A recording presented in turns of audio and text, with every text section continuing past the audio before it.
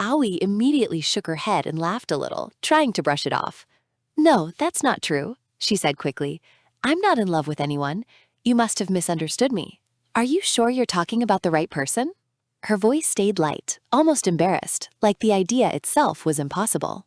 Mori looked at her quietly. Then he spoke, calm and certain. "There is no mistake." Aoi blinked. Mori continued in the same soft voice. "As a vampire, I can read memories, and right now I'm seeing yours." Aoi froze slightly. Mori didn't move and just continued gently.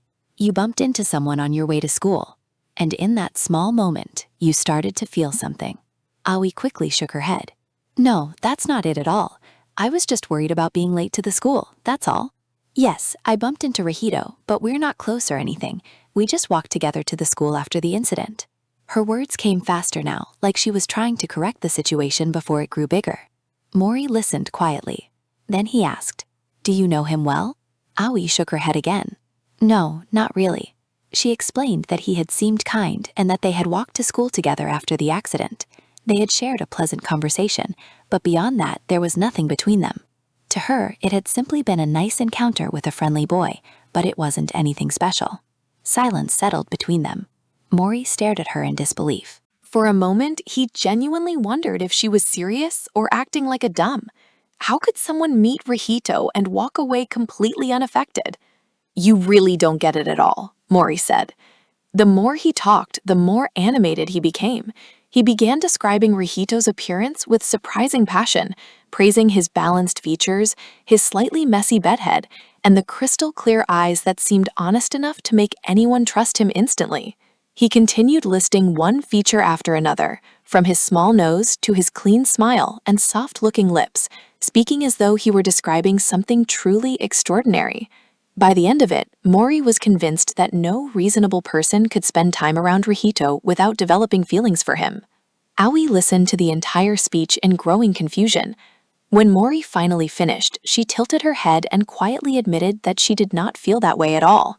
She acknowledged that Rihito had made her feel comfortable.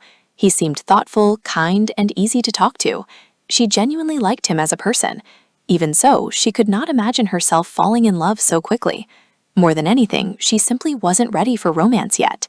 Hearing that answer should have reassured Mori, but somehow he did the opposite. Without thinking, he found himself giving advice he never intended to give. He told her not to suppress her feelings. He reminded her that youth was short and precious. Then, before he could stop himself, he encouraged her to fall in love while she still could. The moment the words left his mouth, Mori froze. Aoi blinked several times. Then she looked away and muttered to herself, wondering why she was suddenly taking relationship advice from a vampire in the middle of the night. Before the conversation could continue, Aoi's mother asked from downstairs, "Aoi, are you on the phone with someone? Go to bed already." Aoi immediately straightened up. "Yes, Mom." The moment she responded, the strange atmosphere vanished. When she looked around again, Mori's presence had already disappeared. Left alone in the quiet room, Aoi sat in silence for a few moments. She could still hear his words echoing in her head, and despite herself, she found her thoughts drifting back to the strange vampire who had appeared out of nowhere. Did he really think she was in love? The thought made her shake her head, yet a small smile appeared on her face. As she prepared for bed, one final question lingered in her mind. I wonder if we'll ever meet again. At the quiet old Koi-no-yu bathhouse, the night rests gently over the wooden building. Deep inside, behind thick blackout curtains, Mori lies in his room, wrapped in complete darkness. A place meant for sleep. But he is still awake. "I'm a vampire who lives at a public bathhouse. Mori," he murmurs softly, as if speaking just to the room itself. "During the day, I sleep here. Everything is dark. Everything is still. But I can't sleep." Thoughts drift slowly through him, unforced, like water moving through quiet space. Why did I say that to her? He thinks. Youth is short, so love passionately, princess. The memory returns without sharpness. I said that to the girl Rihito likes. He stays still. She didn't seem to feel anything for him yet, even after meeting him. Then his thoughts turned to Rihito. His charm. Mori's expression softened slightly. Those clear eyes, like glass. That small nose. Those soft-looking lips. A slow blink. I said too much. A quiet breath leaves him. I shouldn't have described him like that. His gaze lowers, thoughtful rather than tense. What if I made things complicated? The thought passes gently, not heavy. He sits in the stillness of the room, surrounded by the quiet of the bathhouse, imagining Rihito safe somewhere beyond the walls. Then his attention drifts toward the faint light slipping through the curtain. It's cloudy today. Something in him eases. That helps. He picks up a bottle of sunscreen, turning it slowly in his hands. If I use this, I should be able to go outside for a while. A simple thought. I just need to stay close. Outside, the bathhouse remains calm and silent, while inside, Mori quietly prepares for another day shaped around Rihito. At the soft, sunlit campus, after school, students drift slowly between clubrooms, their voices blending into a light, easy afternoon hum. Let's go check out the clubs. Have you decided which one you're going to join? Aoi stands nearby, holding her bag close, listening as she's gently invited along. Hey Aoi, wanna check out the clubs together? She pauses for a moment, then shakes her head lightly. Sorry, I've got things to do today, so I have to head home. Rihito lingers behind just a second longer, then notices her. Hey Aoi. She turns quickly. Hey, what's up? His thoughts tighten, nervous and hopeful. This is my chance. He steps forward. Thanks for the handkerchief. Aoi blinks gently, then gives a small, polite nod. You didn't have to go out of your way to give it back. A quiet moment settles between them. From a distance, Mori stands partially hidden, silently observing, listening without interrupting. Aoi continues softly. Isn't everyone supposed to be watching club activities today? Or did you come just to return the handkerchief? No, I had some things to do. Rihito rubs the back of his neck, words coming out carefully, slightly tangled. And while I was at it, actually, that's not it. Aoi tilts her head just a little, waiting patiently. I just wanted to talk to you, so I came to return the handkerchief, or something like that. His voice fades at the end, soft and uncertain, leaving the moment hanging in the warm afternoon air. And somewhere behind them, quiet and still, Mori continues to watch. Hey, if you've got some time, want to chat for a bit over at that park? Huh? Here? Oh yeah. A small pause follows, the kind where words almost fail to find their shape. That was close. Well, he rubs the back of his neck, smiling awkwardly. Sorry, I couldn't really think of anything to talk about. A gentle laugh, uncertain. Thanks for washing my handkerchief, though. Before the moment can settle, voices cut through from nearby. Hey, that's from my school. What are you doing with it? Let us join in too. The air shifts instantly, and from a little distance away, Mori watches. Quiet, still, listening. No matter the time, Mori thinks softly, there are always those who can't read the room. His gaze drifts, not fully focused on the present anymore. Back when I was with the Shinsengumi, the memory unfolds in his mind like something half-faded, half alive. Toshi, you're off to see that woman again. Women are great. You should learn about them too, Toshi. Hey, teach me, will ya? Yo, Serizawa, Hishigata, come have a drink with me. Come on, hang out for a bit. I'll join too.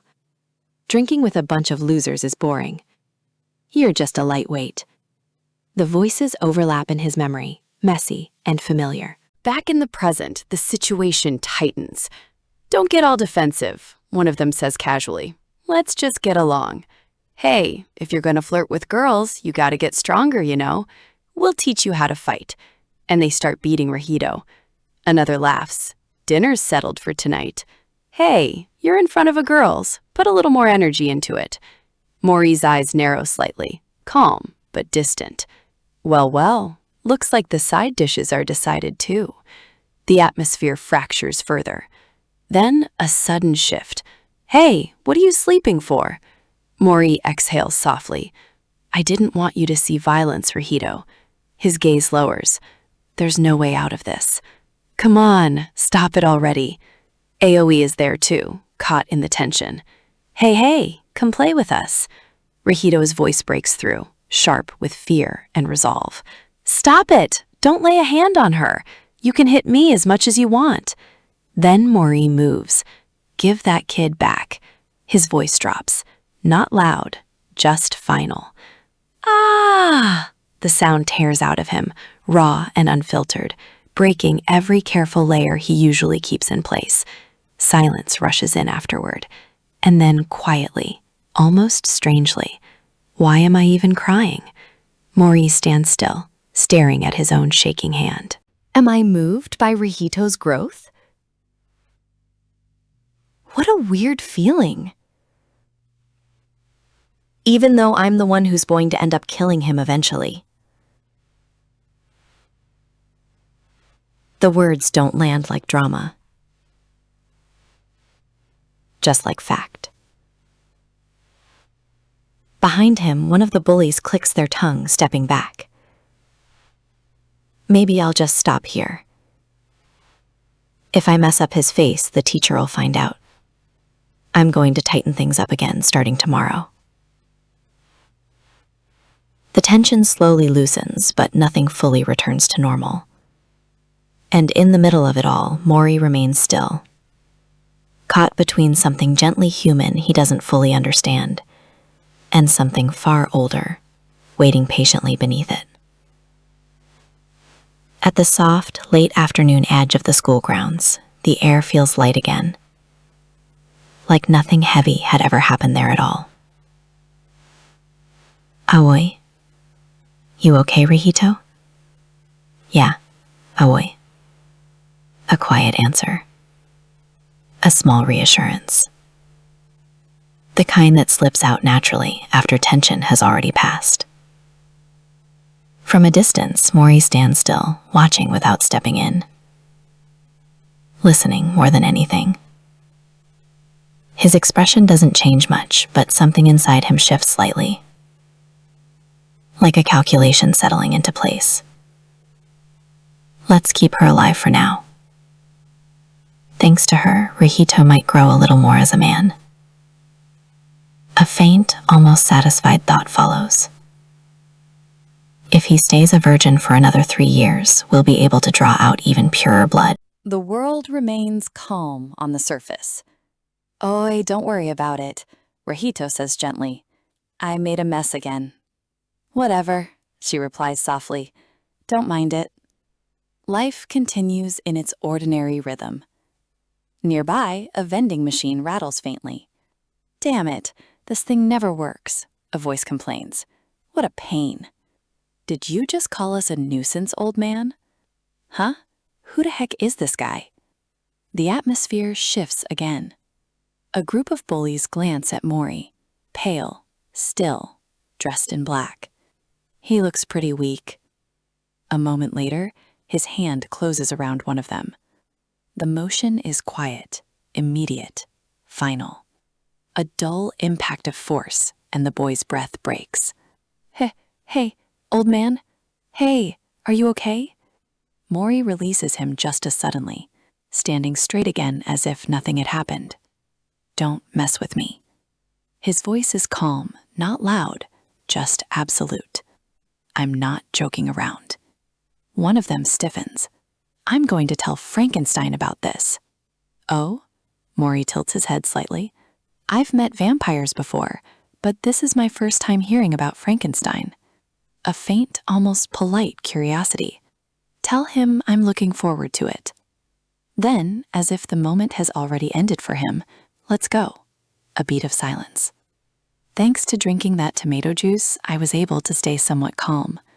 He exhales slowly. I almost lost it there. Around him, confusion spreads. Hey, what's wrong with your arm? It's swollen. Isn't that messed up? The scene begins to fade back into normal life, fractured, but continuing. Later, at the bathhouse front desk, Mori stands in place of the usual staff, calm again, as if nothing had changed. It's unusual to see Mori here, Rihito remarks. At the front desk. Yes, he replies simply. Your father hurt his back, so I'm filling in. But more importantly, what's up? Rihito leans in slightly, eyes bright. Mori, something amazing happened. It's a miracle. Mori listens. On my way home today, I returned the handkerchief to that girl we talked about, and we ended up exchanging contact info. So I was thinking, what kind of message should I send first? For a moment, Mori is still. Then his thoughts quietly tilt. Rihito, you started exchanging secret messages behind my back? Mori? He blinks.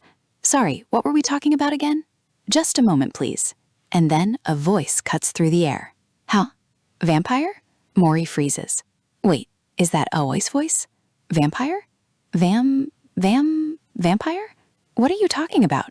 You're the vampire who came to see me that day, right? A ripple passes through the room. You went to see her? Mori, what's going on? Why are you here, vampire? Rihito turns sharply. Mori? Aoi's eyes widen slightly. That voice sounds like Rihito. And for a brief moment, everything, conversation, certainty, control, hangs in a single, suspended silence. Aoi tilts her head slightly, looking between the two of them. Do you know this person? Rihito answers without hesitation. Mori works live-in for us in a bathhouse. A vampire at a bathhouse. Awesome! From a short distance away, Mori goes still. This is a big deal. His thoughts sharpen quietly beneath his calm expression. If anyone finds out, it's going to cause trouble. He looks at Aoi for a moment longer. Should I just play dumb? Act like vampires don't even exist? Ha, he exhales. This is bad, really bad. We've got to figure something out. Then, as if something suddenly clicks in his mind. Ah, I get it now. His expression relaxes instantly. It's a dream. Aoi blinks. A dream? Yes, Mori says smoothly. I was dreaming. He nods once, as if everything is now perfectly reasonable. Just a dreamer, a dream girl, that's all. Aoi stares at him. Mori continues, warming up to his explanation. Just yesterday, Ryoma Sakamoto showed up in my dream too, but when I looked closer, it wasn't. Thank goodness for Earth's gravity. I'm glad I did that whole vampire thing hanging from the roof the other day. Aoi exhales lightly. Yeah, there's no such thing as vampires, obviously. Rihito nods quickly. So, Mori, this is your first time meeting Aoi, huh? Yeah, Mori replies immediately. All right, Rihito says, easing the tension. That's enough talk about it. You two just let it go, soak in the hot water, and relax. Okay. A soft bokeh settles over the bathhouse again. Steam drifts gently. Rihito glances around, scratching his cheek. What's up, Mori? A quiet thought passes through him. I wonder why Aoi came to our bathhouse. Then softer, could this be fate? From a distance, Mori watches the two of them. His thoughts drift, calm and distant. Ah, young ones, so pure, so innocent. A faint, almost nostalgic warmth settles in him. I used to think love was nothing but trouble. But falling for someone, he thinks quietly, makes even that fragile glow shine a little brighter. But I have to protect Rihito-kun's virginity, so I have to be tough. Mori says calmly, as if stating a professional responsibility. It's just a coincidence, totally random. Things like this happen all the time, right? Rihito leans in slightly and whispers, half joking. Shall we ask Mom to take over? Look, Aoi is here soon. Mori doesn't even blink. His tone stays steady, almost too steady. I've been working at Koino U for over 10 years. Please don't lump me together with those weirdos popping up around town lately. A small nod. I'm a professional, proud to be sitting here. Yeah, you're right, sorry, Rihito admits. But behind Mori's calm face, thoughts drift deeper. I'm just not interested in girls. The idea settles quietly in his mind. When I bite, it's too soft. The taste is sweet, milky, not satisfying. His expression remains unchanged. Compared to that, teenage boys have the right balance of muscle and softness, a perfect golden ratio. By the time they reach 18, they become something entirely different. He exhales softly. I'm already looking forward to it. Later, the bathhouse shifts into its usual late rhythm. Ayu returns after her shower, lightly adjusting her clothes. Sorry about earlier, she says gently. You just looked so much like the vampire that showed up in my dream. Mori tilts his head slightly. No, I get that a lot. Pointy ears, pale skin, a small practice smile. If you don't mind, could you tell me your name? I'm Mori. Is Rihito still here? No, Mori replies calmly. He left a while ago. Oh, I see. Well then, good night. Good night. Take care. I'll come again. We'll be waiting. The door closes softly. Not long after, Rihito returns, slightly out of breath. Are you already left? Yeah, Mori says casually. She left ages ago. Early bath, I guess. Oh, I guess I'll head home too. Wait a sec. Mori leans forward slightly. That was nice, huh? That kid showed up after all. Rihito smiles a little. Yeah, thanks to you, Mori, I got to talk to Aoi again. What are you saying? Mori replies flatly. I didn't do anything. Rihito stretches slightly, relaxed now. You've been working here the whole time. We really count on you. Mori answers softly. Yeah, I'll stay right here until you die. Hey, don't say it like that, Rihito mutters, embarrassed. Anyway, I'm heading out. Good night. Good night. Go rest. The next morning arrives with a strange brightness. Rihito walks to school with an unusual energy. I've never been this excited to go to school before. Oh wait, good morning. Hi, Rihito. Good morning. Why did you come over yesterday? The shower suddenly broke, so... Oh, I see. Rihito thinks quietly, smiling to himself. Talking to her first thing in the morning. That's lucky. What a great day. A little later, he notices her hesitate. Hey, since when has Mori been working at Koino U? She asks in a low voice. Eh? Rihito turns. No, it's nothing. Let's go to school before we're late. Nearby, tension brews again among other students. Frankenstein? Idiot. What's up with your arm? At school, a rough voice complains. Boss, yesterday some weird guy dressed in all black was bothering us. Did you get into a fight? No, we didn't do anything. Okay.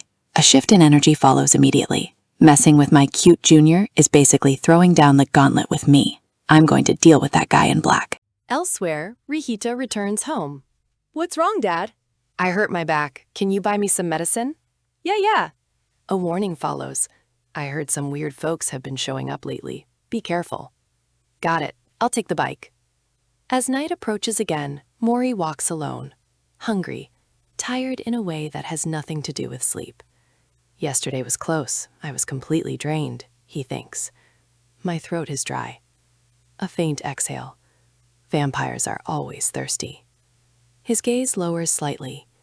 No matter how much I restrain myself, ordinary blood doesn't satisfy anymore.